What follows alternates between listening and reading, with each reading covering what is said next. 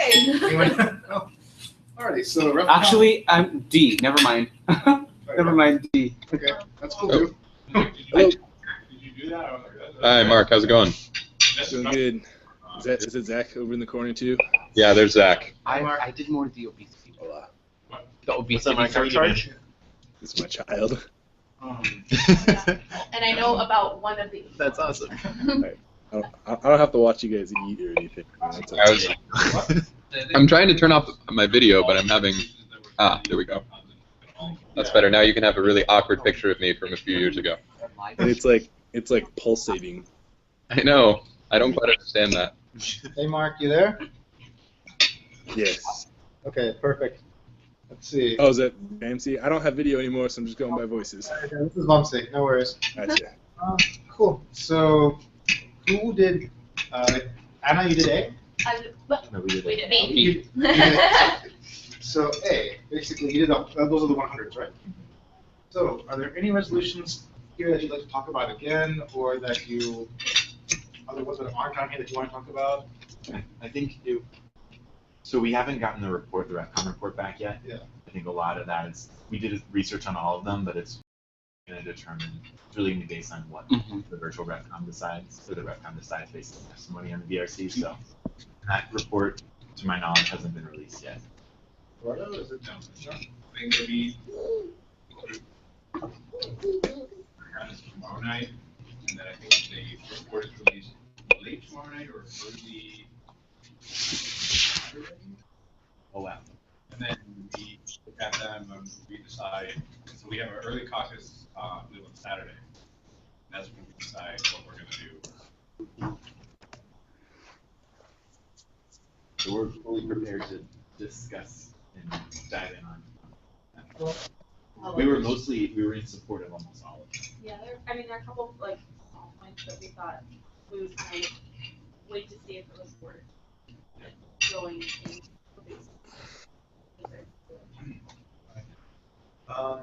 So yeah, our report is in the Google Doc. In the Google Drive if you want it. cool. Let's see if I can pull it up. And then go to the Drive.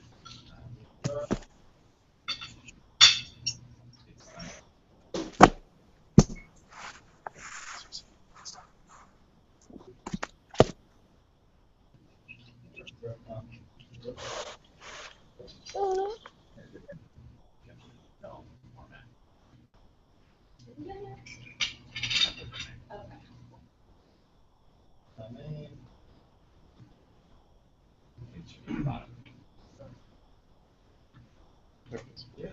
Colorful.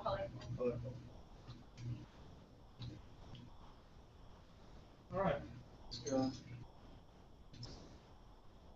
So because Sophie, sorry. So because Sophie people are here, basically, I figure it might be interesting just to go through these resolutions and see, like, especially if there's anything that we haven't discussed yet. If we just talk about, hey, like, what's going on with this resolution? Like, basically, so not 101, 105. So we're always supporting 101, 116, 118, and 119.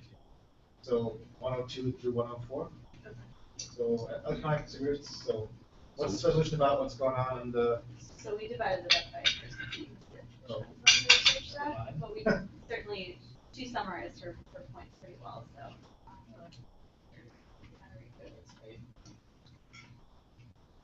There's a few on e-cigarettes. Yeah. So. Well, that's right. Let's just go to the cover since like you'll be more prepared to speak about them. Yeah. So James. James isn't here yet. Okay, here we go. So this one we're already 116 we're already supporting. And it passed CMA-MSS already. Perfect. So then 117, what's going on here? Okay, 117. Can you scroll over so I don't remind you. Thanks.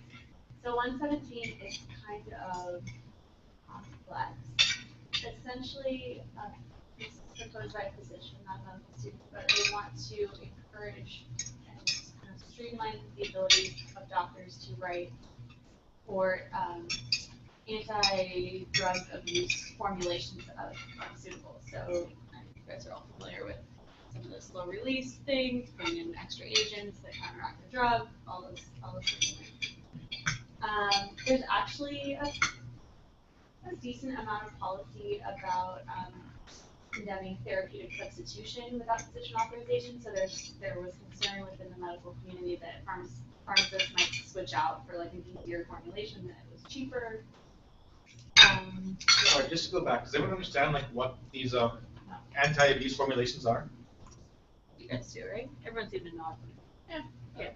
We can talk about it in more detail if you're worried about it, but I feel like that's not really what this is. Oh, no, I just wondering if everyone knew, because like, it's like the idea that you these drugs that can't give you a fast high. What's the first thing? Right, but not all of them are in development, right? So they're going to be non-generic. Yeah. So that's a concern, right? So if we look at the let's see, the other policy, MSS has policy into supporting research and mechanisms of these drug abuse. So that's kind of in line with our policy as a MSS. And we do have CMA policy about restricted formularies. So if we go to the results, we can kind of talk about how this applies to where we're just Further on the right. right. Yeah, there you go. So here's his results. So one, I think is fine. Thought that was acceptable and in line with our policy. Two, I thought fell under the current CMA policy of non-substitution by pharmacists. So I think that should be taken out. And then three, I don't know, we've kind of talked about it a little bit and we don't really know how we feel about it. Basically, if you require that ADF products are going to be covered, then you sort of create this like favorable pathway for their use, which would allow the pharmaceutical companies to charge whatever they wanted for them because they could be switched out on a formulary like for generic instead. So that's what they're proposing there. So I don't know what you guys think. It seems like a big conflict because these products obviously will probably be better. Like it'll help more people die of drugs we prescribed than of the actual street drugs. So it's kind of terrible that physicians are causing so much death and problems. Over 3,000 people killed a year. But at the same time, like you can see, by increasing the cost, you basically will probably reduce access to a bunch of people and/or cause higher health costs somewhere. And this isn't the only way to prevent drug use, right? So like, I don't think the technology is bad. I don't think that's out of line with what we are interested in. It's like trying to encourage new ways to counteract this problem. But I think like manipulating policy about what insurance companies should cover might be a little bit out of our, I don't know. It may not be the best idea. I just think it could create more problems, and I don't know that the market for this is so great that we really need to like advocate for that at this point. But. Mark, can you hear us? Mark? Sorry, no, that's like a lot. I can hear you. I was just eating and didn't want you to hear my chewing. No worries. Just making sure. No, I think the argument that you guys have put forward makes a lot of sense. The big one that fits that category is buprenorphine, right? The partial agonist for opioids, and I know there's a lot more on the market coming out. I think this is a well-written resolution and a good idea, but it's about as far as I've gotten into supporting it. Fair enough. All right, so I don't think we're going to take any votes since there's like 7 of us, so we'll keep going. That's cool. Anything else? One more thing about this, sorry. No, Please. In the VRC, I think they brought up concern that if these were not protected, insurance companies or payers might require physicians to prove the patient was drug abusing concern before writing for it. And so that was part of the argument for the special protection status. So that's important. Okay, moving on. Cool. So this is ours. Are we supporting this already? MSS. Yeah, we are.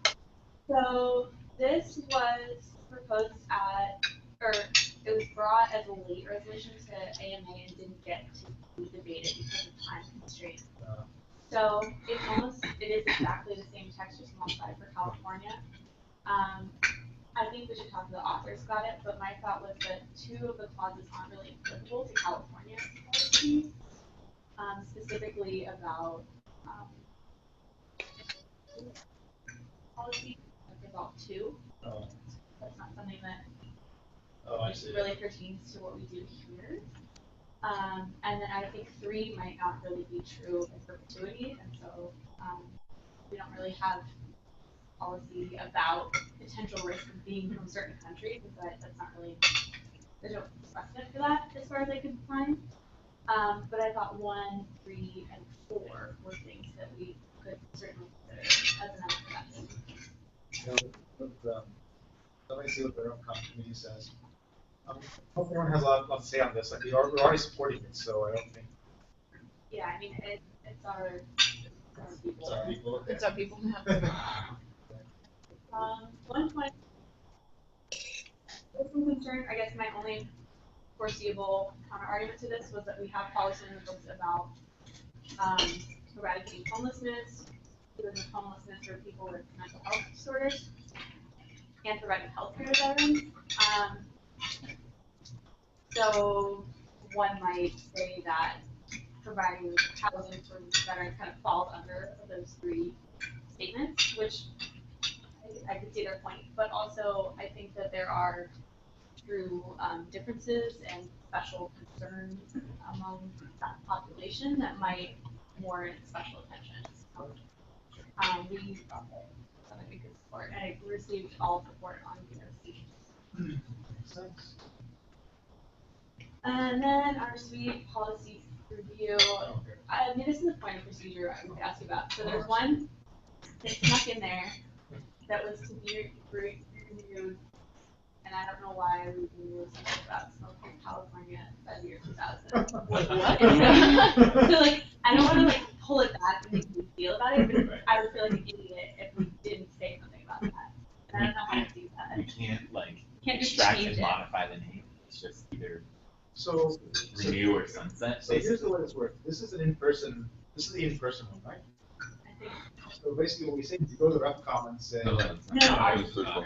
oh, this is already done. ABC or virtual? Yeah.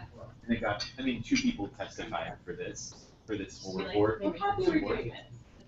But this is just the sunsetting report. It's just Yeah. a sunset. So my understanding, at least I remember from last year, is that they say, okay, we're gonna take up the sort of sunset policy sunset report. Does anybody have any? I think it's sort of extractions from within that report. Oh, But okay. even when you extract, you can't modify any of the resolutions. It's either we're gonna extract based on the decision whether to support, to renew it or sunset it. When I went to the like delegate orientation, I think they said you could like pull it back and send it back for corrections, like something Oh, okay. you could do. We should Yeah, you remember when I asked about that? 'Cause Yeah. and I think that's like, hey, there's this thing. I mean, I think they would be, they want to Really, comment on that. right? Yeah, you're absolutely right. Yeah, absolutely right. Oh, yeah, one hopes the RevCom will catch it, if not, yeah. I don't think they're reviewing that though. No, well, I think what you have before you is a bunch of recommendations like renew, allow, sunset, right? Isn't that kind of Yeah. how And it was It's done, already it was been- written by the speaker. Oh, technically. Oh, the whole review is technically written by all of the Yeah. policies. No. Okay. So it is not, they're not gonna have motion. I think that's a good question. I'm not actually sure how it's parliamentary procedure on how to do that, but let's see. it was just like, Seems like a good thing to do. I don't want to like pretend we didn't notice this. What are you guys doing here? You gotta get out there and try to get to California. We had to do that before. 14 years Come behind. on. Better do it right now. Good point. Alrighty. 119, which So- is ours. Yeah, Sorry, yeah, so I reviewed 119, so there wasn't a conflict. We also agreed on the call for support it, and we testified on behalf of it, and it got unanimous support of BRC. So. Great. Sure. Airfield.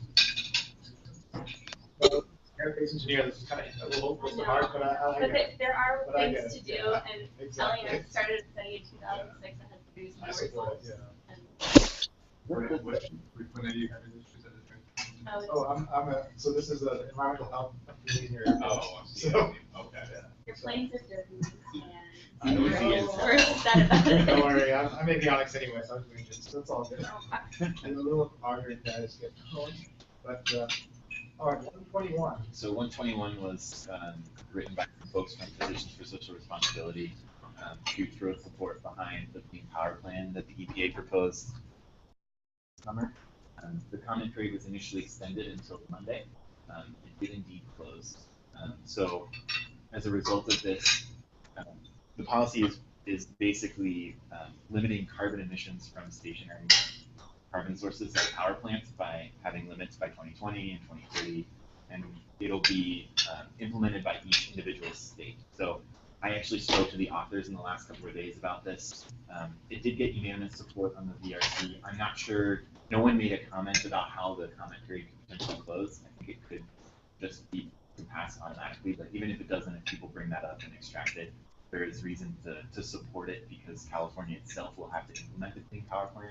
And we already have policy in CMA to support other carbon reduction programs, and we have extensive air quality and environmental policy. So there's a lot of reason to support it. Are we California plan? So this is support. This here says to support the proposed EPA Clean Power Plan. Oh, for the nation. Yeah, and the EPA is going to come out, I think, by next June and dictate the final rules, and then California will have to decide how it's going to Like a state-by-state implementation. to sustain that.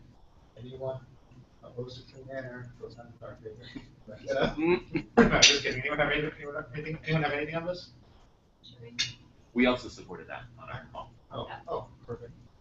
So herbicide and human health. Yeah, this is also by folks at PSR. This is to reevaluate the safety profile of glyphosate-based herbicides, which is really Roundup, based on new independent research. Apparently, much of the research that's gone into this was driven by Monsanto.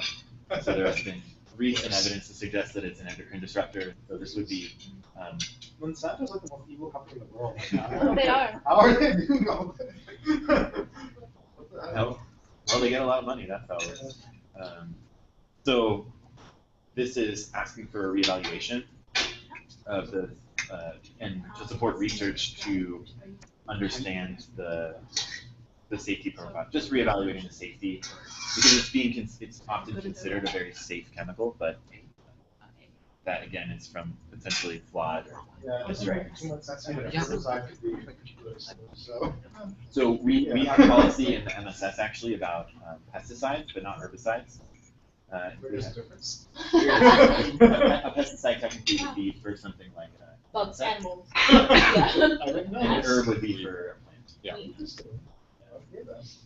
So Learn something new every day. Cool. Did we support this or? so yeah, It was not something we voted on. no, we did not. Yeah.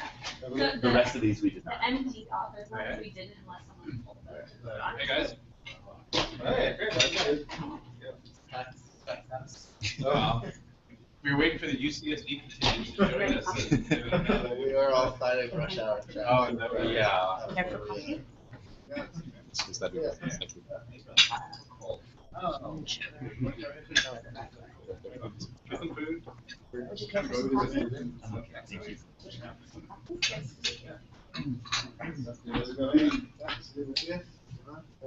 Just chilling with it all day. Wow.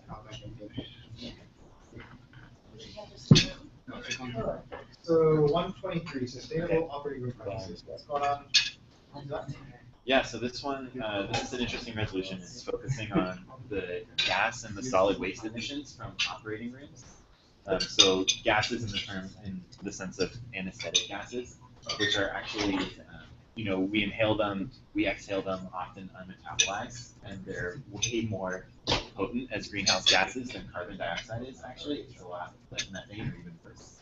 So this is a pretty robust policy. There's a number of resolved statements here, but so half of it is focusing on those gas emissions, and the other on the solid waste coming out in the form of disposable products and tools used in the operating room. So So I guess the anesthetic are what are the proposed solutions here? Like we can't not use medications, right? So Yeah, so there are anesthetic gases that are better and some that are a lot worse. there's fluorine, Yeah. I'm not sure which one. At UCSF, for example, there's a professor who invented one of them, and they still use it even though it's not that much more efficacious, but it happens to be a lot more. Exactly. So until he retires, we're going to use it. But that's an example. That's the thing with anesthesia. Like it's really hard to prove one gas is better than the other because they all work really well. So it's like, So resolved one is just saying that the CMA attests to the impact that these gases have on climate change, and encourage other methods to decrease it through like low flow anesthesia. Not eliminate it, but just steps. oh, hey, so how's it going?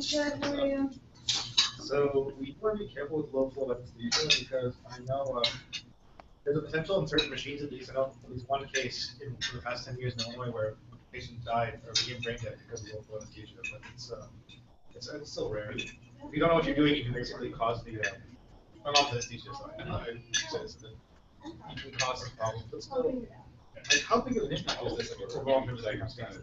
Yeah, that's what I was thinking. Yeah. Small amount Just that like is used as anesthesia compared to like factory. Totally, but from a hospital standpoint, it's There not is a an part insignificant back there. contribution to the like the carbon footprint. But or the it's like effective carbon 5 or footprint 10 of minutes hospital. long, and it's Because they can, they don't use a lot, but it's so much more potent than carbon As long as dioxide. like maybe more than one person in the party, I guess it's more. I can find out for you to get a meeting. Let me inquire about that. I'll see if I can. Oh, no, we're just going through all the resolutions.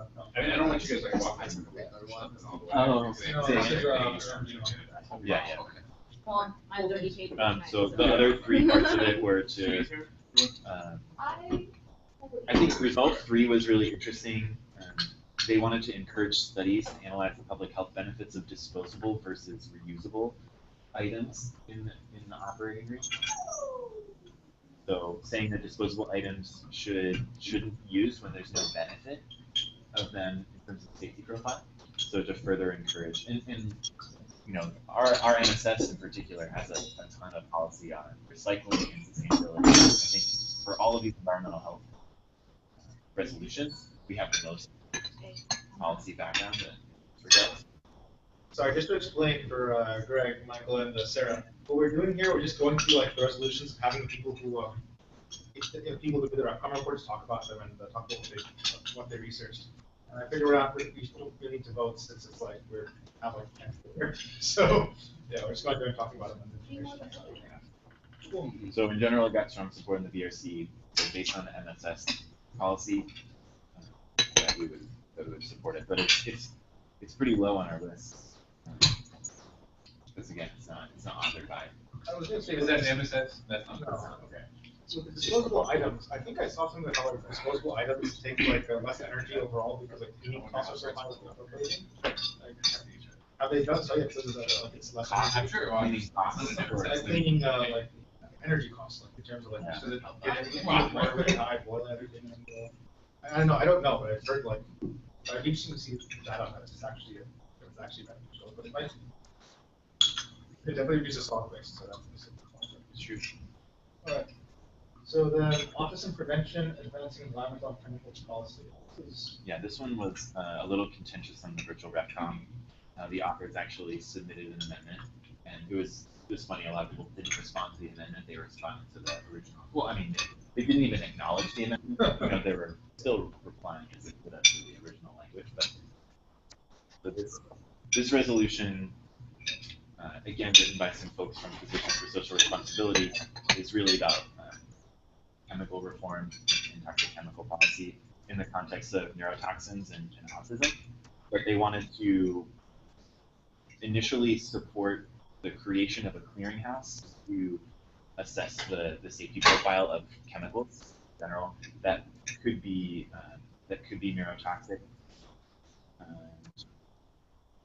They have revised that to state they didn't want the CMA to create an entirely new clearinghouse, and that was a lot of the pushback that they got in the DRC. But they wanted to support one that California already has, which is the Green Chemistry Initiative. And so the idea behind that is to just assess and prioritize industrial chemicals that might have the greatest impact on health. imagine this will be quite controversial because any chemical that gets labeled as causing autism is going to go like, shit's going to go down pretty quickly. Right? Yeah, so they toned down. They were doing it under the guise of getting more evidence. They're just kind of studying it in the context of autism, but not. They toned it down a lot. It ended up being mostly a focus on neurotoxicity. So I think again, this was pretty low on our priority list. We have there isn't any MSS policy about chemical reform. There is a lot of AMA policy about revision of the Toxic Act of 76, the Toxic Substances Act hasn't been really amended a whole lot. So we've got pretty weak chemical policy in this country. And while the title reflects a lot about autism, the actual text, particularly the amendment, really doesn't. So I think this will be really interesting to see what comes back. All right. The sunset review, anything? I just did the other half of it. Yeah, there was nothing exciting. All right. Anyone else have anything to come?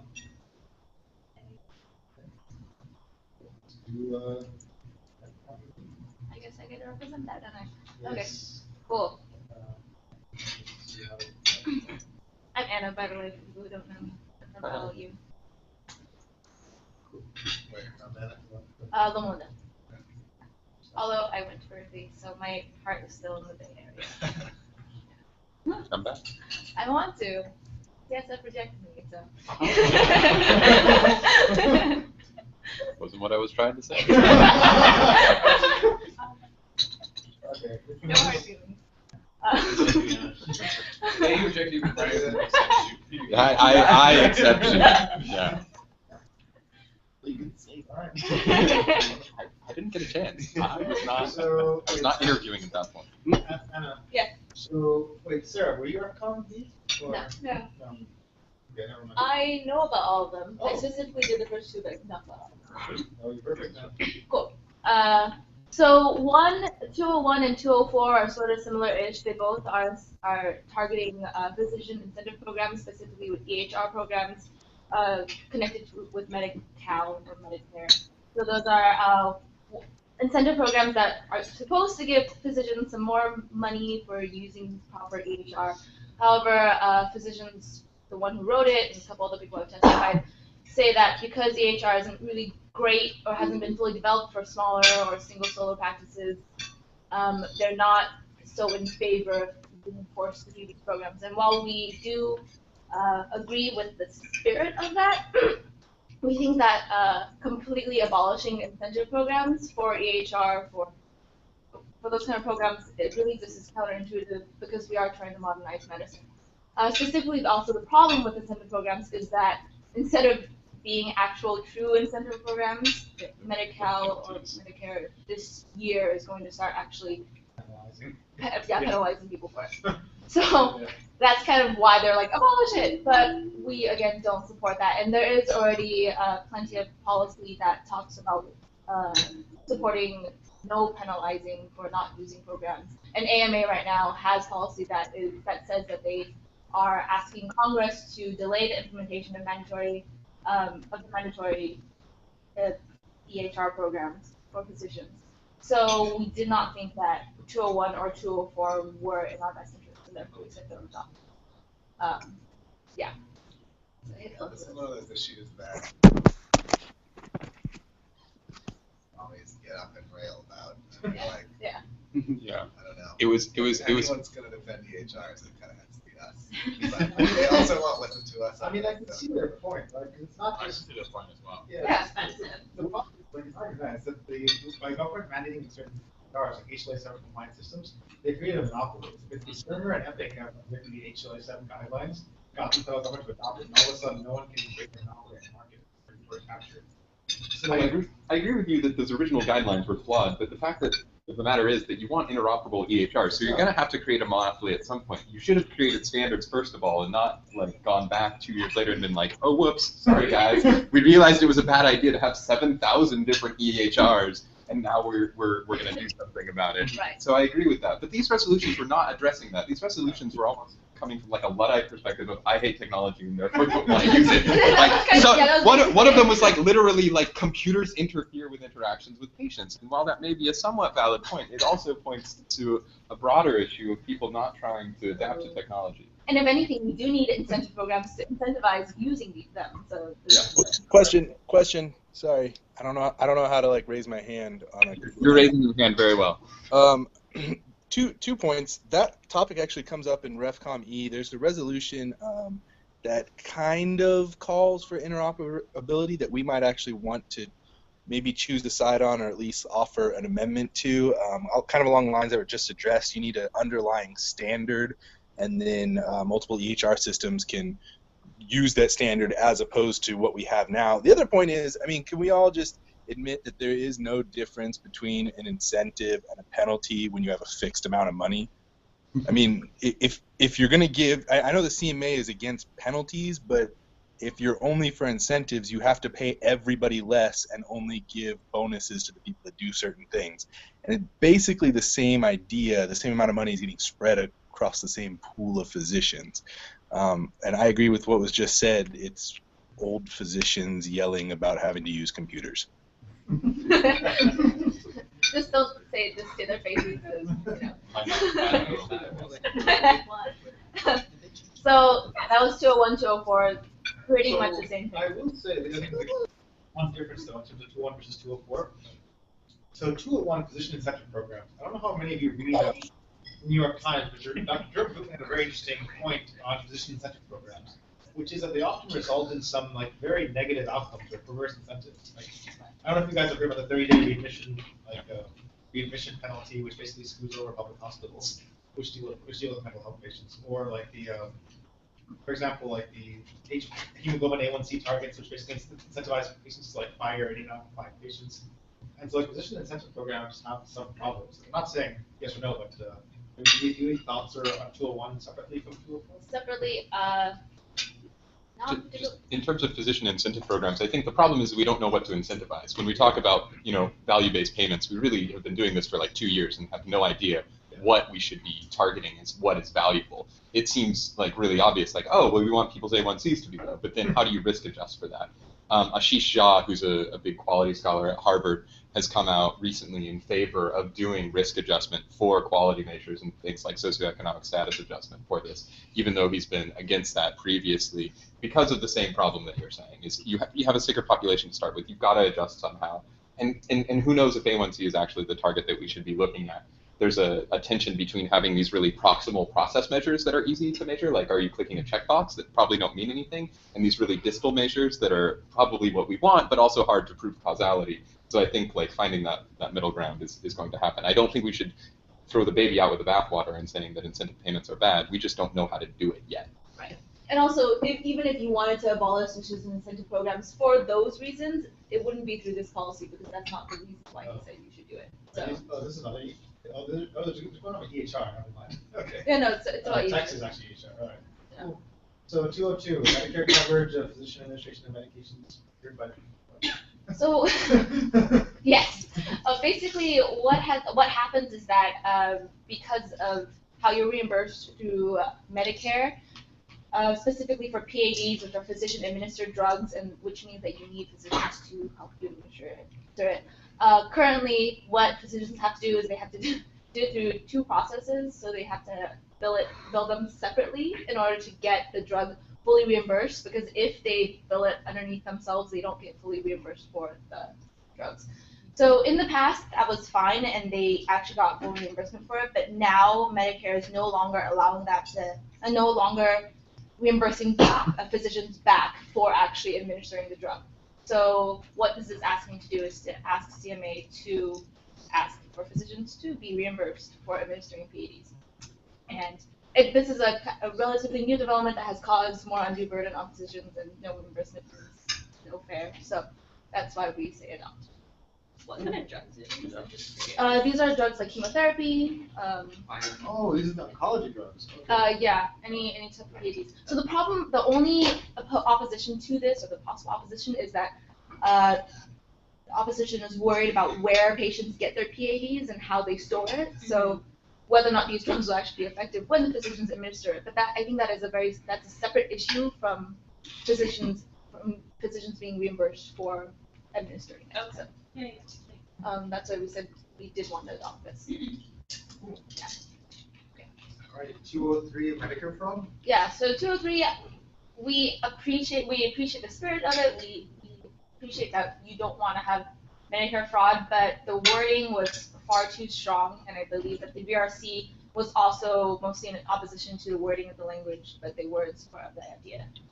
The concern surrounds whether or not we should increase the penalties for people who are discovered to be committing fraud, and the ACA already has expanded the penalties for fraud by 20 to 50% in cases over $1 million in losses. So we just felt that the wording of this policy, or what this proposed resolution was too strong, and that was kind of how we got there. Sorry, didn't know how much more to talk about it. Yeah. No worries. Yeah, so there's an interesting situation around Medicare fraud that's going on right now. Basically, the way Medicare fraud detection works is that the government will hire these recovery audit companies, they're called RACs, and they'll pay them a bounty based on how much fraud they detect. And of course, it's like, well, if you're looking for fraud, you're going to find it. Like, and all of a sudden, the doctor will be like, miscode something is guilty of fraud. And so there are a couple of stories of these like doctors who end up paying penalties for like their bills that they submitted 2 years ago because there wasn't a code checked right or something like that. And on the other side of things, the governor and now I believe senator from Florida was CEO of a hospital that perpetrated large Medicare fraud history, and he's doing great. Yeah, He was exactly. elected, and everyone knew this in Florida.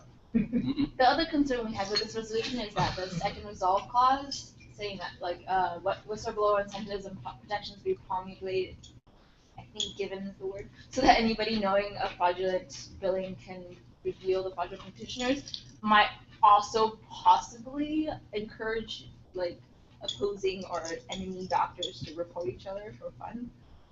That was kind of a, or more like, I hate you, so I want you to get into trouble. So we were concerned about that as well. Cool. 204, I can attach it. Is there any particular questions about that one? Yeah. Okay. Cool. 205, increasing physician participation in Medi-Cal. We just, it was basically asking for CMA to research why physicians don't engage in Medi-Cal. So we first of all, our research has been Spent a lot already of money done. on this study. Right. and so we just felt that it was redundant. And then all the other parts were also redundant. So that's basically why we did not adopt it. We felt that it was redundant, and CMA already cares a lot about this. So we about it. Just from another perspective, is there, in your thought process, have you put any thought to the fact that like federally qualified health centers and disproportionate share hospitals are their funding streams are gonna be changing soon in terms of Medi-Cal patients, and so like their financial incentives and even the financial incentives of independent practice doctors are going to change over the next few years as those as the financing of Medi-Cal and low-income patients more broadly changes. I agree with you off the cuff, but I don't know. No, I think you make a good point. However, I don't know if that might be a good resolution for you to write about researching in the future. Honestly, it might be better to like research why physicians do join Medi-Cal and like use those reasons to maybe convince other physicians to join as well. So there's researching what people don't, but Yeah. I mean, honestly, but that's cool. Cool. And then also ask to encourage physicians to engage in Medi-Cal. Isn't the reason they do or don't basically the same? It's not necessarily, because a lot of physicians will build practices around, or not independent physicians, but like these federally qualified health centers. They build their economic model around serving Medi-Cal patients because they've traditionally gotten kind of bonus payments from the government in order to keep their practices afloat. So like where I'm from in the Central Valley, there are a whole series of these Golden Valley health centers. They're all federally qualified health centers. I mean, they're privately run and operated, but they have contracts with the government. So there's a conscious decision to enter into those types of financial agreements and it's opposed to just say, hanging your shingle out and saying, I'm going to be a private practice doc. There are different populations of people that you're going to be caring for. Sure, maybe it's a social mission, but at the end of the day, you also have to be solvent. So people are making financial Well, I think that what I was trying to say, I agree with everything you said, was that basically whether people do or do not do it is whether it's economically viable for them. And so that depends on what type of procedures you're providing and also the setup of your entire system. So like you've designed your system to be low cost and you've taken advantage of all these like other revenue streams. I was thinking of the traditional model where like the private practitioner will take like 70% private and then 20% Medicare and 10% Medi-Cal. Out of a sense of social service, like he can take all 100% insurance, but he doesn't need Medi-Cal. He or she does Medi-Cal because it's like he feels it's his duty out of social obligation. But I guess that model is really gone by the wayside to better qualified healthcare homes. I don't know if that has it. It hasn't completely. I mean, there are people who still do that, and there's a recent thing by a guy named Howard Brody out of University of Texas asking people to like take the 5% pledge and have at least actually 5% Medi-Cal or Medicaid patients.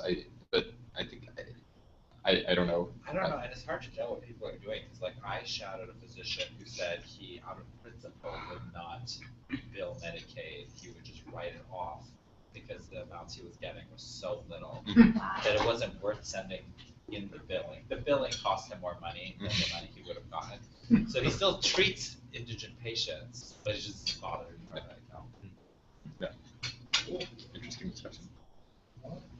206. Okay, so this was asking to change the Medi-Cal program to get childless Medi-Cal patients to pay a $5 copay, and also they wanted to break up the Healthy Families program to recreate the Healthy Families,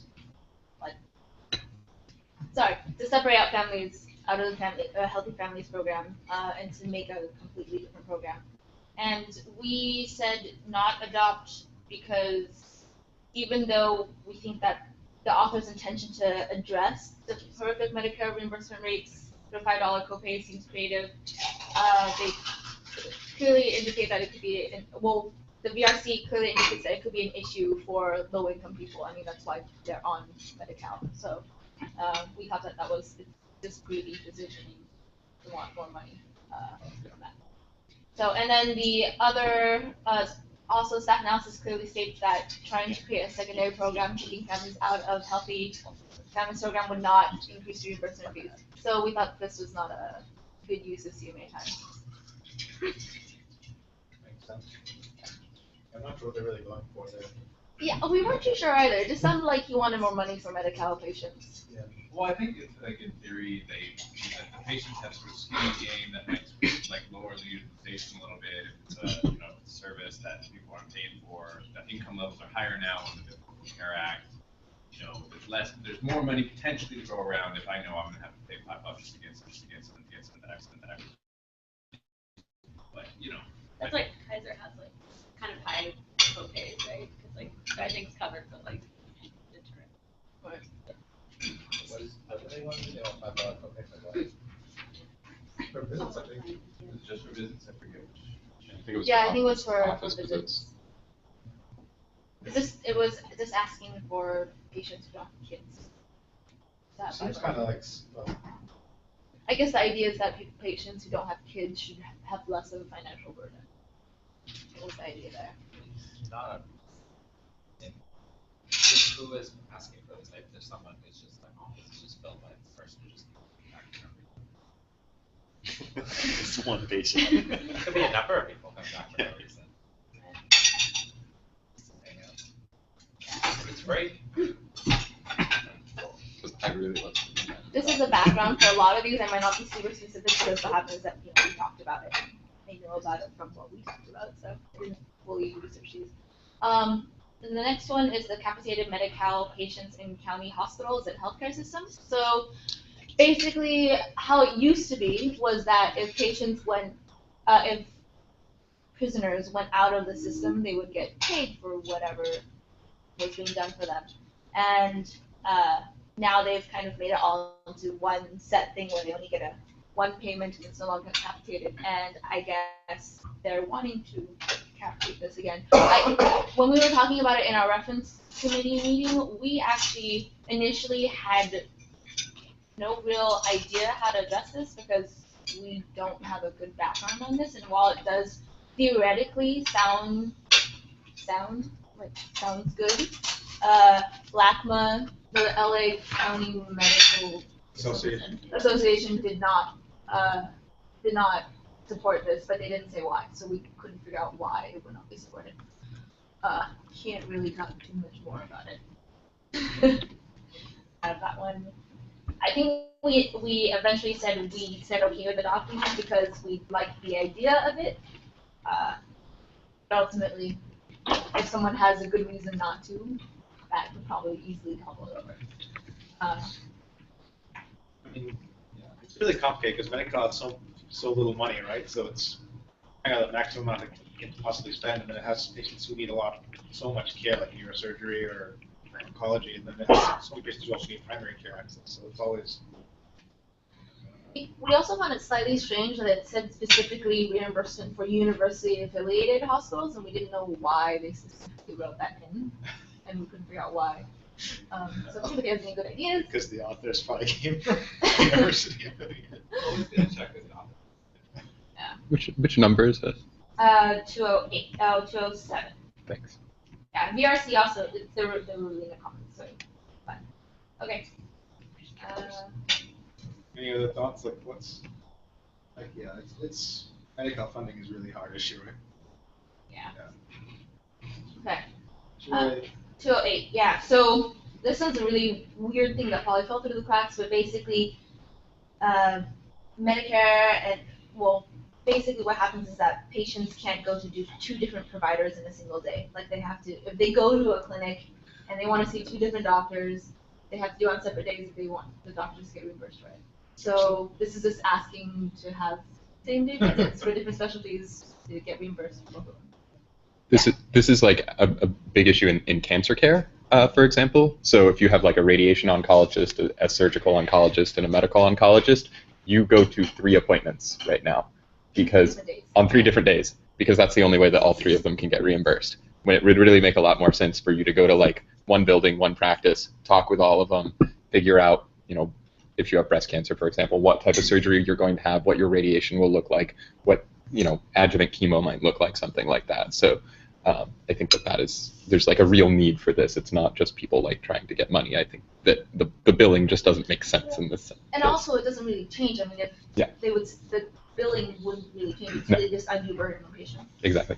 So is this Medicare? Because I know for a fact, like in Minnesota, Mayo Clinic has like multiple providers seeing patients the same day.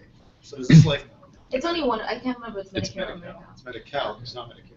But I think someone found something in Medicare that could possibly be tweaked. So they just wanted to cover it all and say we support both Medicare and Medi-Cal to have this. So that's what the amendment is. The only amendment is adding both of them so that neither one can fall through the cracks ever again. Hopefully. 209? Any thoughts on 208? Yeah, any thoughts? 209. Yeah. 209 was elimination of institutions for mental disorders. There were 2 mental disorder ones. Let me look at this one real quick so I remember which one this one was. Also, these sweets are amazing. I should try some. Just say it. They are very good. See why you sat on that side of the table. There's a thing downstairs. They have this I didn't start it. Did you see that? It's like a cubby, and you put in you create a pin code, and you lock it in there, and they have all the different chargers, and then you can leave it there safely, and then come back in an hour. I just forgot mine, so. I know, that was the hardest part. I was like, what do you have? Okay, so anyway, your desk read. The amendment, was that offered on the VRC, or that's what you guys are offering? that was offered on the VRC. Okay. And so we just said amended to the author's amendment. Gotcha. Just supporting those.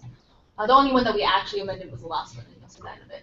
So 209 is the one basically if an institution has over 55% of them are mental patients, they no longer get paid for it. It's a really strange rule, and it doesn't really make sense. So this is asking to have them to no longer have institutions institutions for medical disorders exclusion so that they do get reimbursed for having mental. Oh, basically they don't want to pay for the old school mental asylums. Okay. Yeah. So that was the previous issue, but that is the issue, and so now we're asking to eliminate that problem. Yeah. Anybody have questions about it? I mean, yeah, like, I guess having gone through psychiatry, it's at LA County, it was really crazy how people would just like shuffle back and forth. Like, there's 3 places in the entire Southern California region that take like long-term mental patients. It's like Metropolitan State Hospital, Augustus Hawkins, and like someplace in San Diego. And everywhere else, there's like about 1,000 beds, and everyone else just gets shuttled between like a bunch of different places and back into the ER, and it's terrible. So I can see why they want to do this. At the same time, I guess there's an argument about should we really be funding these IMVs, or should we be funding more like boarding cares and getting more community centers? But I guess currently we have way too few beds, so. Well, and then now we have the next one, which is asking that instead of that we promote the usage of kind of restorative or mental health care instead of shunting people straight to 210, prisons. So that's 210. So those are kind of related in that way. So if we support 210, then we kind of probably want to support 209 as well. And 210, the Improving Mental Health Crisis Intervention, is already supported by CMA-MSS. Yeah, I that's the one I wrote testimony on. Yeah. Do you want to talk about it? You can if you want. You probably know about it better than me. I mean, just briefly summarizing, so we already put forth. The idea in 210 was basically there's a wide variety of approaches that police officers will take to mental illness. Like, I don't know if you guys heard, but in South LA just a couple of months ago, like there was a mentally ill man, unarmed, who was shot by 2 detectives, like just unarmed. There was no real witnesses say there's no justification, but that's disputed. But like it basically, the fact is, like if you go to different counties, like in one county a mentally ill man who grabs a pencil might be talked down, the next one he might be tased, and the 4th one he might be shot. And there's no rhyme or reason because it's just how well cops are trained. So the idea here is really training police officers and like EMTs and everyone to like approach, like basically try to talk the patients down and try to avoid using lethal force unless it's a very last resort. And it seems like that they could save some lives. Yeah. We need to tell the police Teach. to use killing people as a last resort. I mean, the idea is like, Given the events given current events. Obviously, they know and don't care. But we can tell that as many times as we like. I mean, it's but not let's that, not kid ourselves. The police are like, oh, I just didn't know what else to do. I just obviously shooting him is the first thing we should do. I mean, the idea is that police officers are trained a certain way to react, right? Like, if someone grabs a pencil, they're trained to think threat, and they're trained to react almost automatically. Like, the idea here is let's train them to instead think, well, talk them down first, at least try something else besides shooting. It's like, I think some like jurisdictions have had like some interventions, whether or not they worked or not, but just to kind of like give police officers some more exposure to mentally ill people so that they don't like their first reaction isn't like feeling threatened, and so they, I think it was like New Jersey or something, they were trying to educate them. Was this resolution suggesting that CMA should create these training? No, just support the Support. institution of them. Are there some already acknowledged? Yeah, I mean, there are programs that are being started, and so it's just CMA saying, oh, you should do this, and hopefully police, because it's really up to the police institutions to make sure they have this happen, so. Yeah. But if doctors are saying, oh, this is a great idea, maybe they'll be like, oh, okay, this is a great idea to do. we're in the South Tower, right? Yeah. Yes, Yep. Del Mar room. 3rd floor. So, Escalator from Starbucks. Hmm. Up escalator. I went down first. You went down. Do not follow the CMA. It was a four left. Okay, so 211 is the one that we have a feeling may or may not go very well, may go very badly. But we did say to adopt it, because the AMA-MSS did say it, so. That's true. State by state. Right. To be clear, there are what the argument that will come back is that says that CMA already has guidelines for a single payer health insurance. It's not going to work for us. But so this is now asking in light of that's why we asked to amend it, saying in light of the ACA, we investigate whether or not adopting a single payer program would actually work within ACA. So that's kind of what we amended it slightly to, instead of it just asking to investigate whether or not a single payer health insurance would work. We forget that that was really relevant to us now because it is a different program. Now, if Republicans repeal ACA, we don't know what to do about that, but in the meantime, we run with it.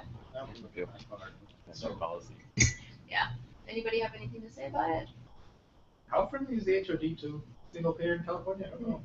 I don't know about California, but I know AMA is like no. Yeah, I know AMA is terrible. I haven't seen it discuss it. I think there'll be some fireworks. I think so. It's always entertaining. Always fun to watch it. Alright. Except when it goes on for half an hour. And all policy review, we didn't see anything. The longer the better. I don't know if that's true. Cool. So let's try round 2. Sweet, nice job. Thanks. Golf class. And also nice job, Zach. Oh, thanks. Sorry. Everybody gets golf claps tonight. Is there anyone from C here? That's all right. No. That Sarah was. She's gone. We lost her. She said E. Oh. Okay, well, whatever. I'm on F. Let's do D.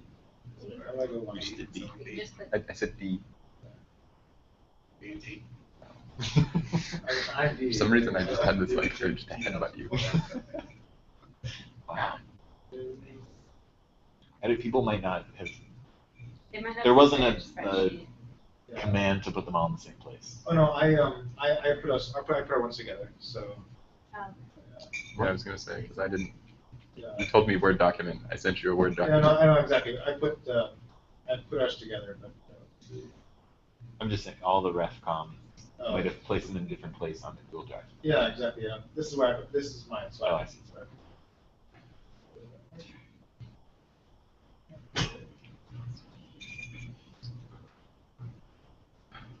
Cool. So, wait, which one did you do? Which numbers? I think I started at 406 or 412. Cool. Alright. I mean, Yes. I've looked at most of these too. So. Yeah. All right. I guess I can talk about these since I recommended them. Yeah. So 401. This is the. Do you guys know about the Hobby Lobby decision? I am so freaking angry about I'm conscious of I can go on ages. You heard people about it. Okay. Bye. Yeah. So, Yeah. yeah. Huh? Wait, can you? Oh, and in what's the Michigan, do you guys know result about the Michigan one? And that they are making people buy basically rape insurance?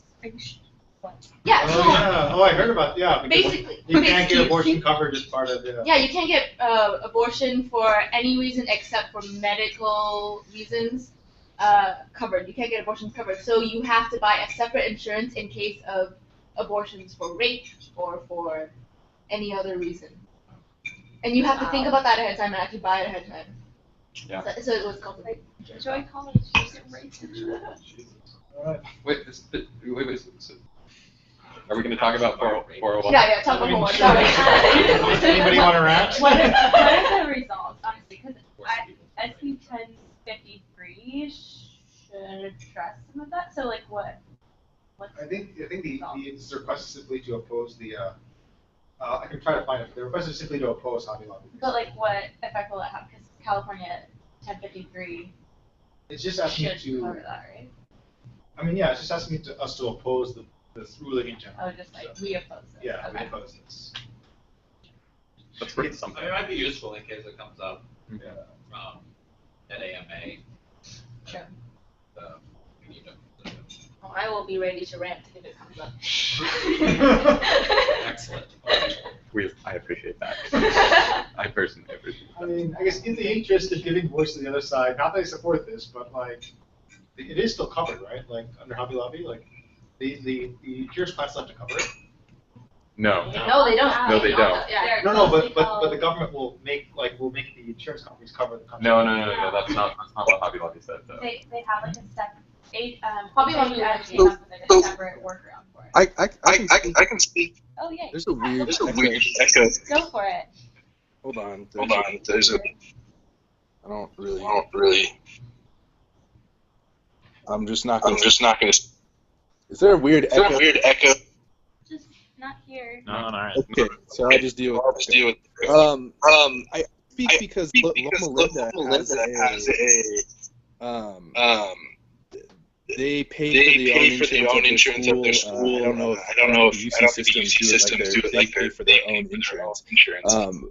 We actually do the same thing, right? So we don't pay for abortions, but we do pay for stuff like contraceptive pills for people with PCOS. And the problem with the Hobby Lobby decision is it doesn't cover any of these medications that have nothing to do with contraceptives. So I think there's a middle ground here for people that still maybe support the religious exemption, but think that insurance companies should still be able to or should still pay and reimburse for things that, yes, are used for contraceptives, but they're also used for treatment of legitimately non-contraceptive medical conditions. So Does that make sense? yeah. The issue with Hobby Lobby, I think why it's actually against what Hobby Lobby said was because even now the people who wrote Hobby Lobby aren't happy with the decision now. Like they say that you shouldn't even possibly give people contraceptive reimbursement. Well, you can't give people contraceptive. Oh, you mean like anybody covered on the ACA? Yeah, like Hobby Lobby isn't even happy with the fact that the government will be a backup contraceptive provider to their workers who aren't covered. Yeah, because like the decision as it was given was on the understanding that like the government would give contraceptive coverage to every woman who was affected. Right. Well, I mean, let's hear the Hobby Lobby one period. Sorry, what? I mean, ideally, it wouldn't contraceptives at all. According to the Hobby Lobby decision. Right. Yes. So this is basically saying we do not, we are completely opposed to Hobby Lobby's idea that women should not be allowed to have contraception. Basically, the idea, I think. I think that there could be some middle ground. Right. That people who are under places like Hobby Lobby or closely held businesses, they should still be allowed. Their insurance is reimburse certain that are contraceptive but are not being used. Like contraceptive. I think just most of the people here are not interested in that. No, I can appreciate that middle ground, but like Hobby Lobby won't even go there for that. And this isn't asking to make religious people give contraceptive insurance to their workers. This is just opposing. Yeah. Right. Yeah. But, I mean, there's also so many other reasons. I think us as physicians should be supporting contraceptives in general. I mean, if you support Viagra and you support other kind of not essential things, but yet don't support this very essential thing to women's health. I mean, true, but I think what's going on, what Mark is getting at, there's other ways to do this, right? Like, government can just say, okay, we will buy all the contraception for everyone in America. The government will do it gratis. And so like we do, for example, for breast milk pumps. Like right now, the government says every woman in America can have a breast milk pump for free, and the government's paying for it. End of story. So why don't we just say the government will pay for contraceptives for every woman in America? End of story. Well, that's what happened post. Yeah, that's what happened, but it's also like not the folks at I went to a Catholic college myself, and so like the consortium of Catholic colleges that I went to has had a suit against the federal government for a while to oppose even the workaround of having the federal government buy it, because they feel as if it's like the Sisters of Mercy or something, or the person people are pleading. They're in Denver, right? I don't know exactly where they're, but I mean, so the question here is not. I agree with Mark's point, that perhaps there's a more elegant solution here, but the thing is that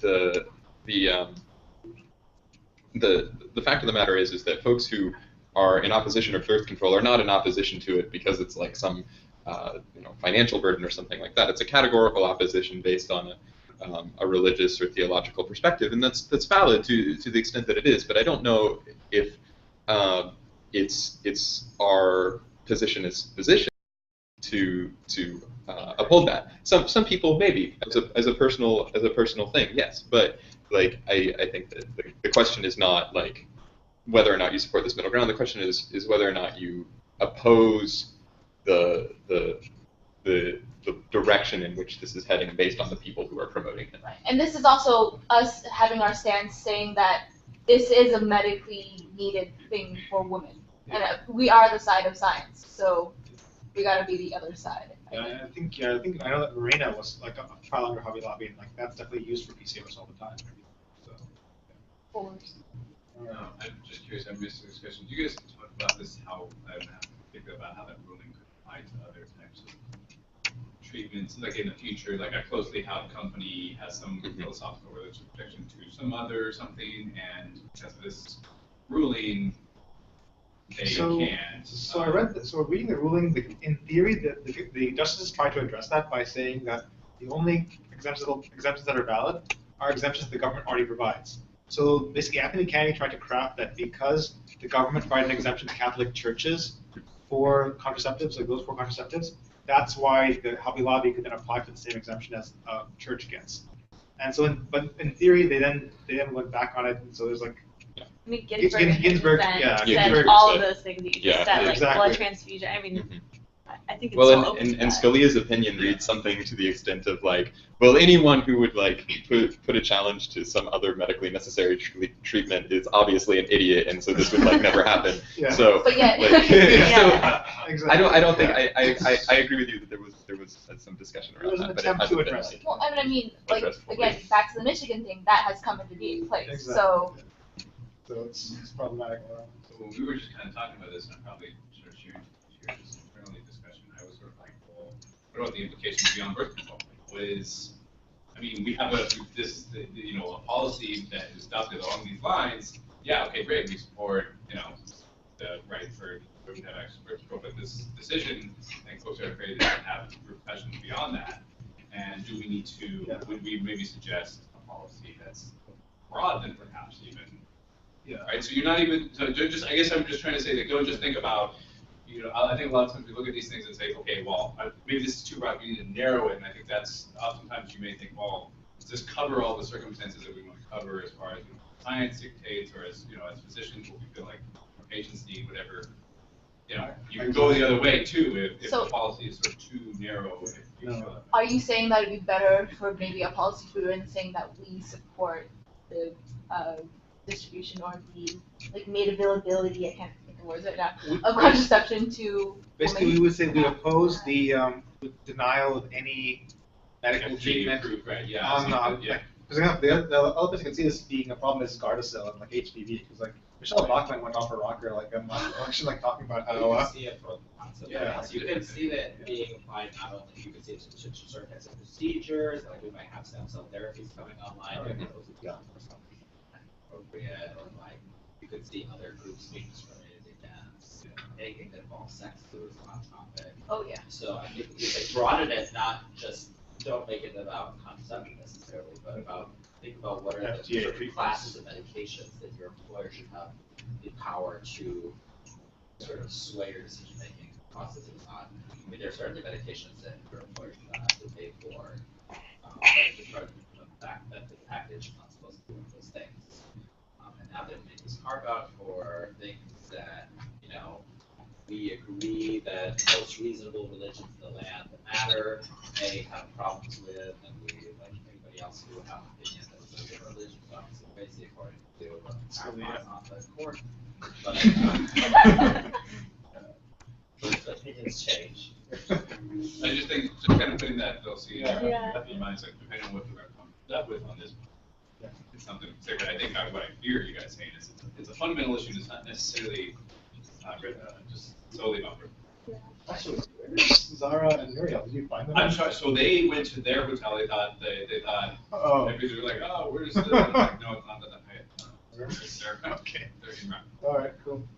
So 402, this is the infamous death panels issue. So I don't know if you guys all heard, but back when they were trying to pass the ACA, what happened was that the original intent was to get doctors to talk to their patients about end of life. Like, what are your wishes? Do you want CPR for your 92-year-old domestic grandmother who has no meaningful recovery? Basically that kind of thing. Like, does this make sense? Like, what are your wishes here? Like, we cannot get her back. That kind of thing. And it was condemned as being death panels by yours truly, Sarah Palin. This is not the death panel. Oh, sorry? This is not the death panel. Well, this is this isn't. This is what was condemned as being the death panel. No, I know the death panel was The iPad. Oh yeah, you're right. The iPad is the death panel. Yeah, sorry. This was also. This is just thrown in as Yeah. random Yeah. proof that the whole point of them, or the whole point was just to put people into Yeah. possible. Exactly. But yeah, so point here is about end of life counseling, basically. Do we want physicians to get paid for counseling patients about end of life issues? Yes. Yes. Cool. Yeah. Or, Sweet. Was anybody against it? Yeah, with the BRC. I don't think so. No. Yeah. Very well researched. Yeah. Yeah. I mean, Oh, yeah. Jerry went pretty in depth. He did good. I'll just say that. Yeah. Do we want to tax obese people? There's no way that's an idea. No. We're not gonna. No. Come on. I love the first line. Nothing's wrong with this. Yeah. I'd like to point out that I am obese. Okay. You did you just say you are obese, Mark? I am obese. I am obese. So is our past governor. Yeah. Arnold Schwarzenegger. Oh, right. Is someone already doing this? What? I've read somewhere. Hey. They're. Hey. Hey, guys. Hey. No worries. Good to see you. sorry, I don't mean to interrupt. You guys should No worries. carry on. No, it's good. We were just talking about resolutions, not what it is. I think that's a good idea. So, yeah, we were. You're saying that we're just gonna get more creative because that is also at the Delmar Room. Yeah. That they recently changed the name to like the Golden something. They also didn't neglect to tell us that the room change coincided with major construction. We were like lost in We're a trying to get to the construction third zone floor, for like show 20 up on the minutes. third floor there, and it's a construction zone. And then we can't get out. Sorry. And I have my like a suitcase with me the whole time. No, it's all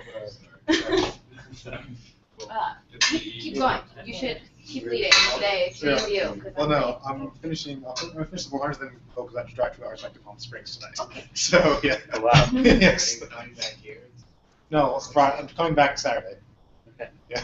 So, So, Pumsy, on our Google Drive sheet, it says for 403 opposed silently.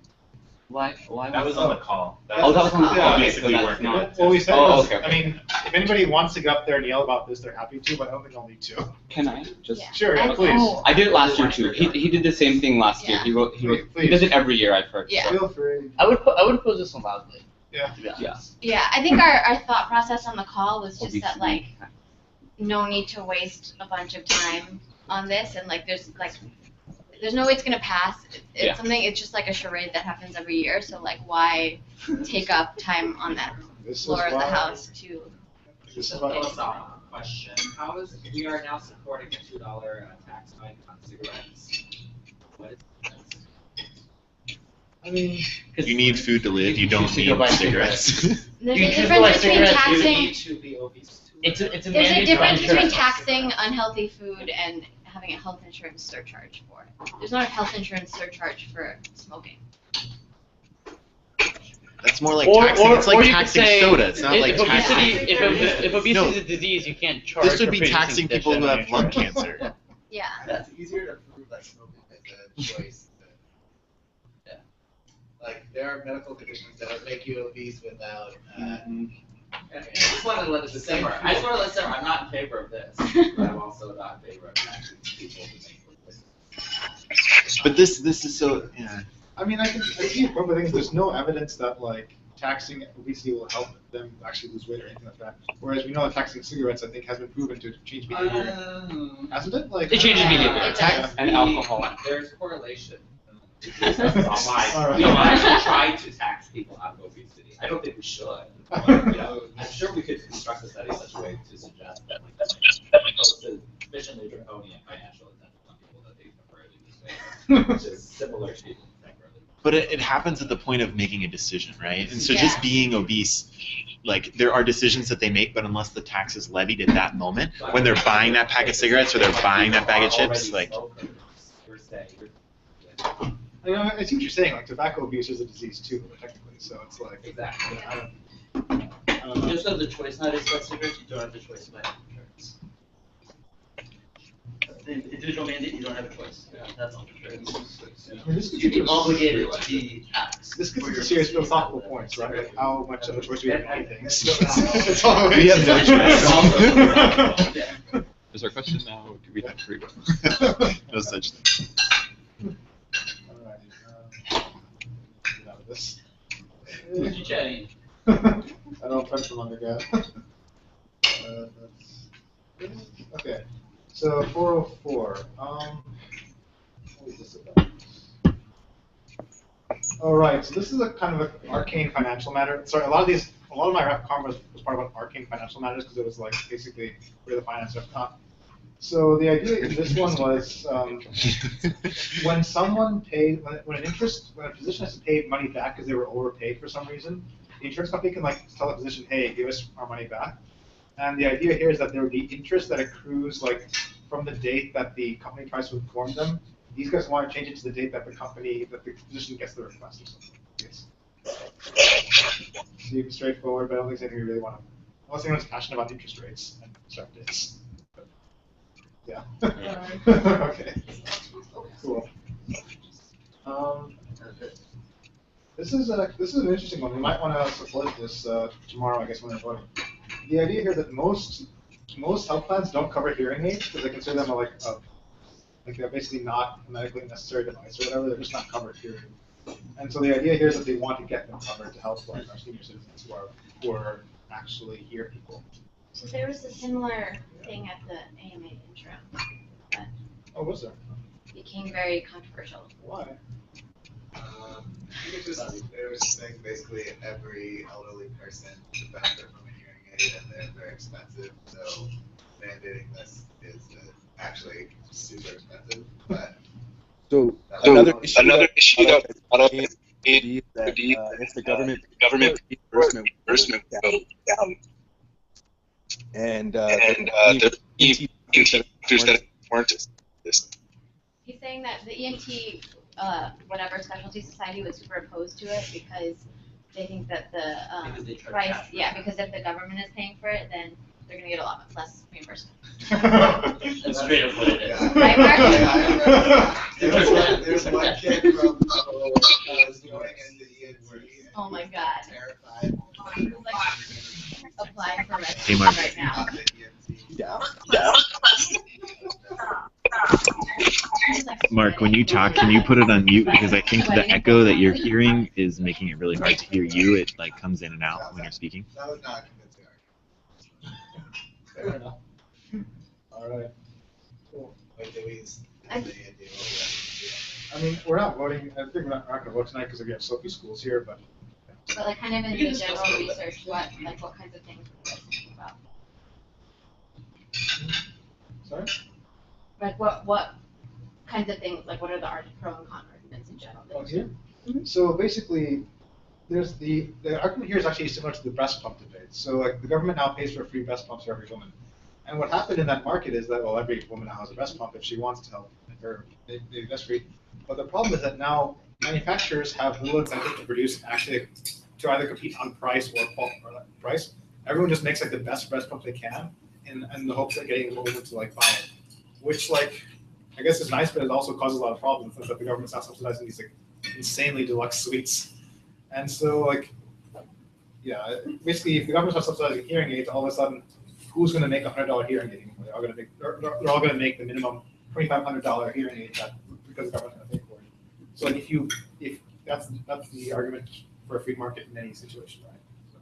Because you can't solve that problem by, shouldn't the things that are required in the benefit package be sort of minimum versions of anything? I mean,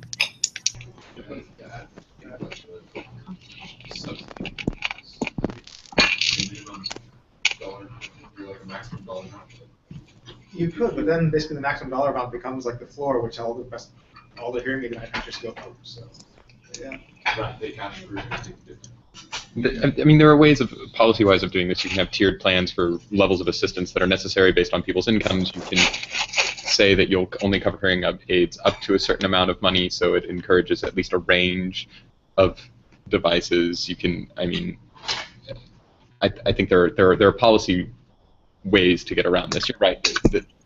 An easier way is to create a really good market, but the problem is even in a really good market, not everybody has money to enter that market. So there are ways of doing this. I don't believe that this resolution was worded as such an elegant way, but it's possible. And then there's a sort of like cost argument, because like if we're going to ask Medicare to cover hearing aids for every single old person, like where are they going to cut money from? So primary care, like so yeah, like who knows?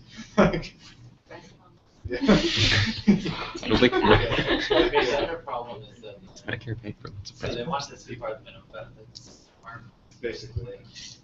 We still have the problem that the cost of healthcare is rising, partially because we keep adding things like this. The cost of healthcare is rising less than we would have expected it to. New numbers, I think, again, last quarter, 3.2% annualized rate, which is lower again than we would like, and is on track with the growth of the economy for like the first time ever. It's kind of exciting. This is true.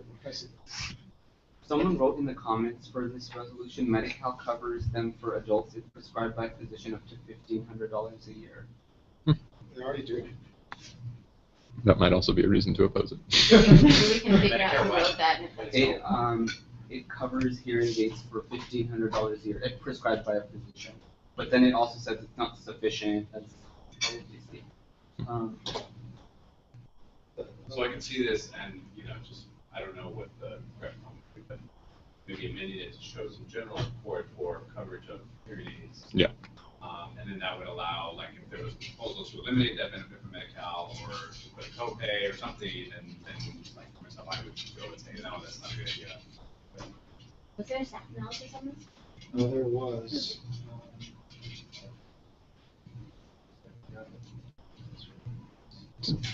In the resolutions form. Maybe that could help us understand better, like, the current funding situation. Well,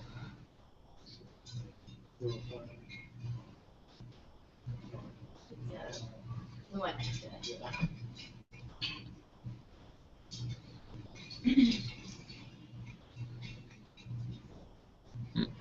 And just an anecdote, my dad has like sensorineural hearing loss in both of his ears, like probably 70%. So he went to the doctor and then they prescribed him one, and then it ended up he didn't buy it, but they gave a quote of I think $3,000 or $4,000. So he basically said hell no, and like he can't hear like at all, and he's a professor. And so his evaluations are all like, sometimes can't hear, like doesn't answer my questions properly. So it is like affecting his life, I guess. It's like yeah, similar story. There's other professors like that who are going through the same thing. But, okay, here we go. So yeah, it's not covered in California's essential benefits package. So if Medi-Cal does, they're kind of the exception because most private insurance companies probably don't, which is the one case where Medi-Cal is better than a private insurance company. I don't think Medicare covers it, as according to the interim resolution. He's asking for it. Oh, here we go. Yeah, Medi-Cal, they're covered. Dang. Well, through age 21. And then there's something else about the Generally covers them. Wait, is this still until age 21? Sorry? Yeah, it sounds like Medi-Cal generally covers Hearing exams, aids, repair. Wow.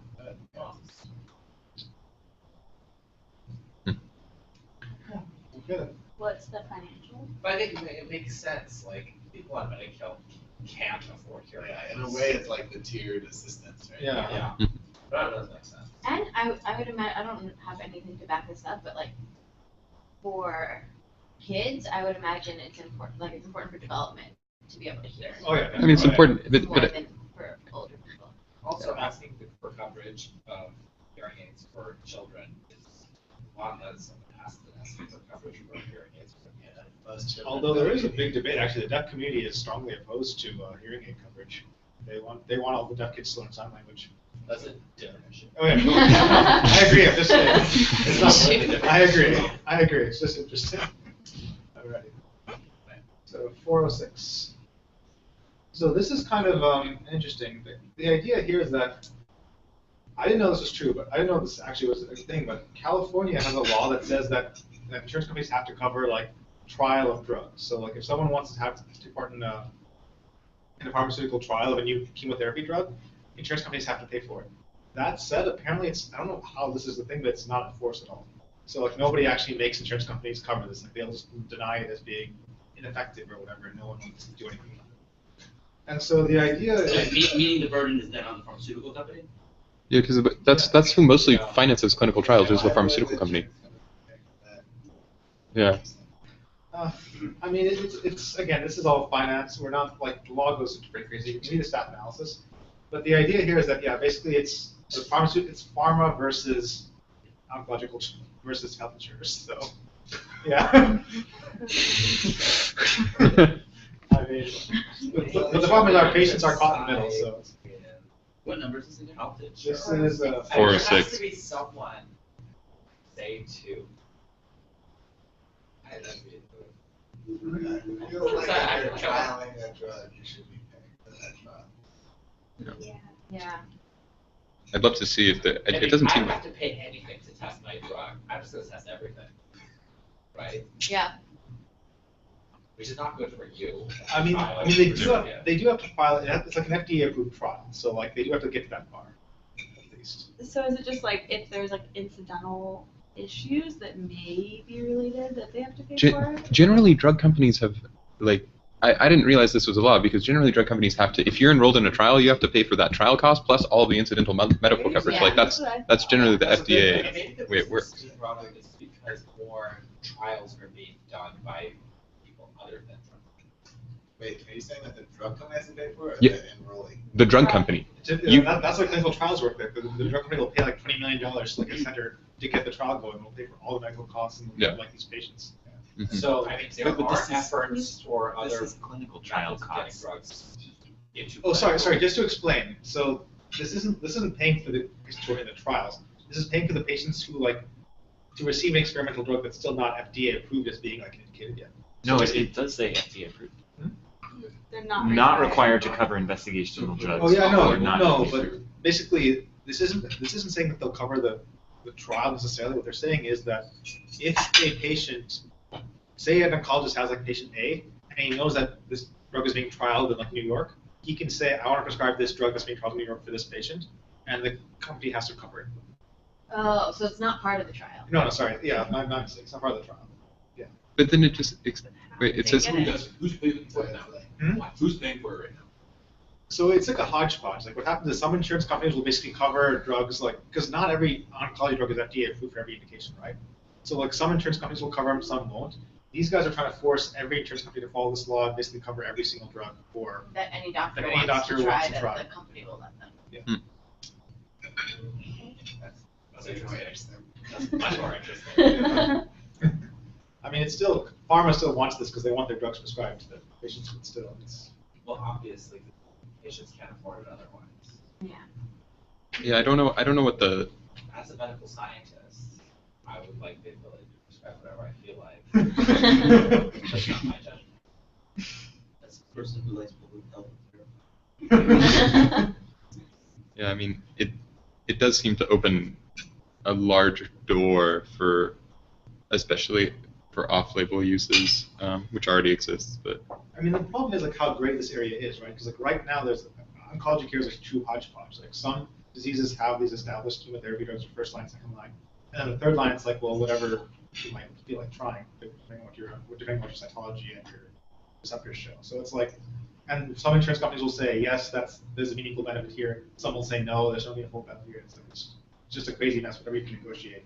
So, But then there's also the drug companies who will often do compassionate use agreements and other things. I agree that it is. Yeah, I don't know. That's as much as I know. So, can you get to me what it is this resolution actually has to this resolution is asking for the consistent enforcement of a California law that says that drug companies must pay for any oncology drug that, in a physician's judgment, has a meaningful chance of benefiting the patient. Insurance. If it is FDA approved. The insurance companies. Insurance and insurers cover all routine patient care. The exemption is if the drug is not FDA approved at all. So like if the drug is only approved in Europe or like in Asia, they don't have to cover it. So it's FDA approved includes things that are currently trial. Yes.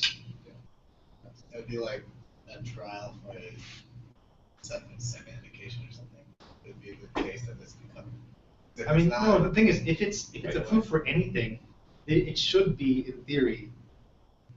The law says that, so the current law says that if a drug is approved for anything or under trial for anything, then a physician should be allowed to prescribe it. For any This indication. is for any indication. Trial, It's under trial, it's not approved. Yeah. Yeah, it can't be. An FDA approved trial. Because it says No, not it's not designed to yeah. cover investigation. Once it's approved, but if you. So it's in trial, it's not a insurance Yeah, company. I think this is talking about a case where it's in trial for Yeah. a second indication. It's already approved for first indication. Is there a staff You could be analysis right. on this Yeah, one? let me check. You could be right, yeah. So actually, the question I want to ask here is, in what way does passing this or not passing this affect our patients? I feel like it affects the insurance companies and pharmaceutical companies, but I'm not totally understanding why it would matter for our patients. Well, it sounds like No. Is if it you available? can guarantee that someone is paying for it, then it probably, I would guess. Yeah, it's but access. that's operating on the assumption that the drug under trial works. Right. So like. It's operating under the So- assumption that the clinical so- judgment so- is sound. No, but I'm saying we should. No, the Trainer, insurance- you were right, yeah. But if you're it's saying not- that the not insurance necessary. company has to pay for this treatment and someone wants to get it outside of the trial, then you're exposing patients to additional risk of being given medications that are not approved. Wait, no. Effectively, what's the point of But the right program? now, the disparity Right. exists between people, like, when it's paid for and not between, like, when it might be more effective or not. Say it one more time. Like, right now, like, physicians are still gonna prescribe those things as long as they can pay for them. So like, whichever ones they can get someone to pay for, they're gonna prescribe them. Because it's, like, their judgment is that it'll help, right? But if you know that it's gonna be paid for, you're more likely. So wait, let's maybe take a less emotionally loaded example. Let's say your patient has fungal infection in their butt. I'm very emotional. And you have antifungal that is approved for your butt. Yeah. And it doesn't work. And there's another antifungal which was approved for another comparable skin fungus. Right.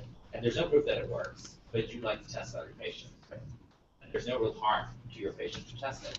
That's actually the assumption that I'm saying is, you can't just assume there's no harm. So I because you have said, access to so testing. You don't have to assume there's no harm, you just have to assume. you have to assume That that the the benefits- doctor benefits can make outweigh the risks. So I guess I'm judgment saying is the about reason the you do a trial is because you don't know. So what, so You to can take make the other guess. side is that That's the not why you do a physician trial. who knows the individual experience of their patient Right. and the thing that is specifically the situation Yeah.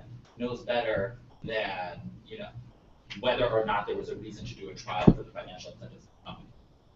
So the reason of the trial is it's not just the functional side of the company, there's also efficacy and safety listed, right?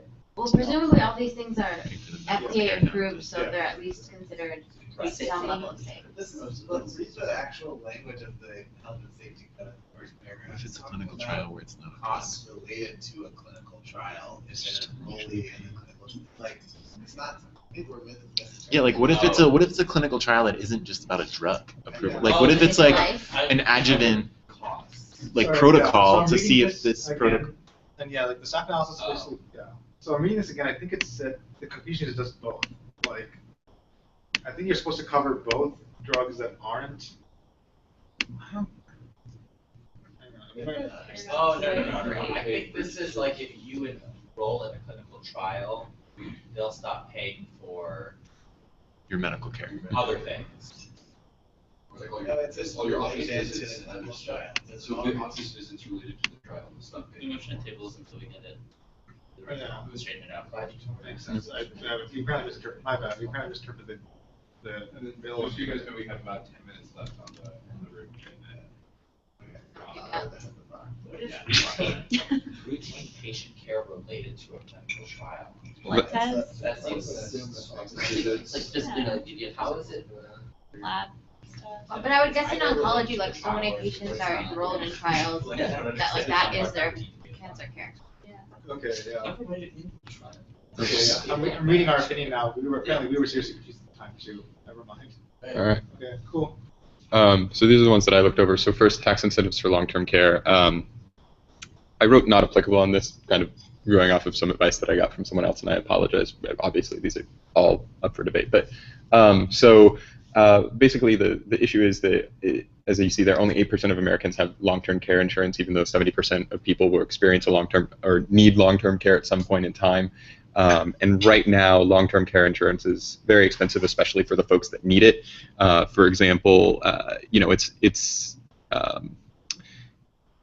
only about like $1,800 a year for younger individuals younger than 55, but $4,000 per year for individuals older than 55, or older than 75, excuse me, or people who are most likely to need it. And there are no tax incentives right now for long-term care insurance, at least in the state of California. So just trying to get people to buy that insurance. And the weird thing with long-term care, too, is what happens is if you go down below a certain amount of assets, I think it's $2,000 to $3,000 in California, then Medi-Cal kicks in and pays for everything. But you literally have to spin down to your last dime before anyone will pay for it. And so, this has been something in my own family where we've had to move around assets when one of my grandfathers was dying, or else all of it was going to go to the long-term care facility, and then eventually it was going to get paid for. But you literally have to spin down to your last couple grand before any assistance kicks in. So this type of insurance is very important, and benefiting it or tax exempting it or creating tax incentives for this could be very helpful to bring more people into this marketplace so that they don't get into these types of situations, especially for unforeseen illnesses. My own 2 cents. I mean, yeah, just to explain, so the reason why the rule exists is that the idea that we want seniors who have money to pay for their care until they can't. And so, because seniors as a class have more income than every other age group in society, so it doesn't necessarily make sense to pay for every place. They'll take everything. I mean, and a lot of people with the financial savvy will do exactly what you did, which is move around assets. Exactly. People who are not. It ends up being a tax on the poor. Yeah, It really does, and it can hit all of their immediate family until I just think also from the perspective of the care provider, the structure we have now incentivizes a care provider to treat someone quickly and get them out. Do you think that having people who have a large amount of money to spend on long-term care will incentivize care providers to keep people around longer? In terms of in-care facilities, I mean, there are arguments to be made both ways in that direction. I mean, so in San Francisco, we have one of the few lying-in hospitals left in the country in Laguna Honda. There's a book about it called Scott's Hospital. It's an amazing place. And so it could be that, yeah, you're right, that maybe long-term care facilities will keep people around a little bit longer, but that doesn't necessarily mean it's a bad thing. I just am, again, speaking from personal experience, when my grandma was in one of these places, she had fallen and broken her hip and her leg, and they got her out in 4 weeks, as an 85-year-old or something at the time. So this is, people, you obviously don't want people to stay there, but I think that they're encouraging people to have this insurance is not necessarily speaking to that problem. It's speaking to the problem of the financial burden that people get. And the insurance companies and the long-term care places can fight over the specifics of how that works, I guess is my thought. Cool. Oh, yeah, this one's kind of interesting. Yeah. So this is basically, this is so interesting. So this is talking a little bit about something that is often called balance billing. So what happens is, so Zach goes in to have surgery, and I'm Zach's surgeon, and I've negotiated with an insurance company for a rate that they're going to pay me, and I say, okay, that's great. And then I say, hey, Emily, this surgery on Zach's going to be really complicated. I need an assist. Emily comes in and helps me out. She's out of network for Zach and hasn't negotiated with the insurance company. and then bills the insurance company for a rate much, much higher than the one that I'm reimbursed for in this case. Like $100,000 instead of $6,000 or something like that. And bills the insurance company and Zach, actually, for this. Oftentimes, the insurance companies will come in and just resolve this because they say, well, you know, what do we do? We're not going to make our beneficiary pay for this, and we're an insurance company, so we have a lot of money. But it's just like an interesting problem of physicians coming in and billing these out-of-network rates for procedures that are being done by in-network physicians. This was inspired by. So the last part you said, usually the insurance company says Spirit will pay for this out of network. Does that actually happen? There was a case. The case that I read, it did. In the New York Times, where basically it was a neurosurgery case where the primary surgeon got paid $10,000, the assistant got paid $117,000. Yeah, exactly. Or billed for it, and then the insurance company basically said, okay, like it wasn't fair. They ended up paying the cost. So. But after months of going back and forth, I mean, they bill the patient first. Yeah, the patient. Downside is that there are like certain unscrupulous physicians who have figured this out, and so they always call in an assist who is out of network so that they can charge this assist. Mm-hmm. Yeah.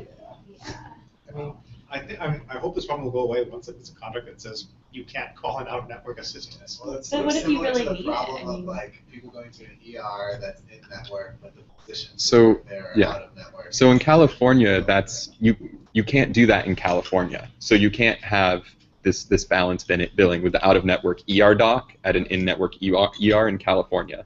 But there's a law addressing that specifically in California, not outside of California. Yeah, I mean, like, the example of my grandmother, they went to a hospital and they saw was under insurance, except for the it was a huge bill from anesthesia. And there was like no explanation for how this works, how to prevent it or how to expect it. Yeah.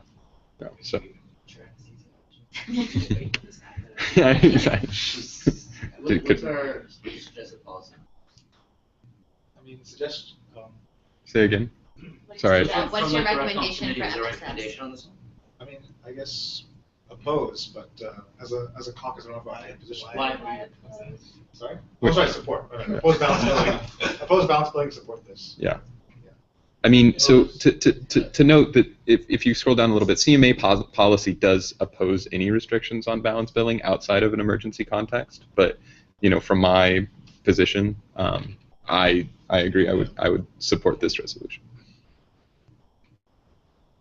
We mark these. This is very not relevant. I think this should be a more general. So I'll policy take that, like, patients should be allowed to expect that all care delivered to them in a single state network.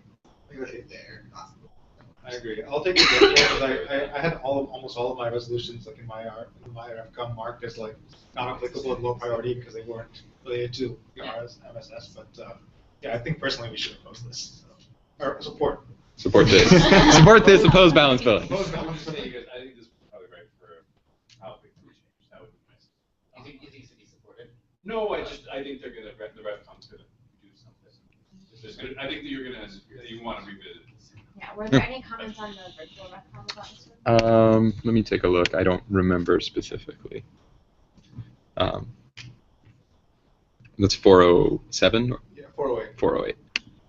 Yes, there is. There's a big thing that says testimony on it. I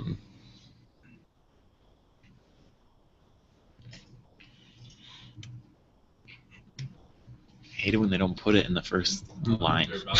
They need to clear out some electronics and stuff.